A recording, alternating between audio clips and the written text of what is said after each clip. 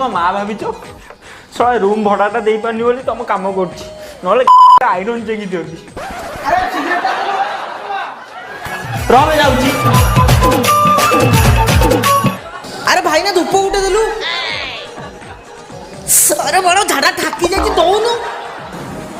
ଆବେ ରହବେ ଯାଉଛି ନିଜେ ନେଇ ଗଲୁନୁ କହୁନି ଯାଇକି ଛଞ୍ଚେଇ ଦେବି ତତେ।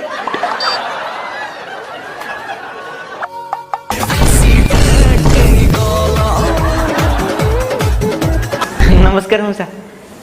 ଆରେ ବାଳ ଜଲ୍ଦି ଦଉନୁ ଆବେ ଦଉନୁ।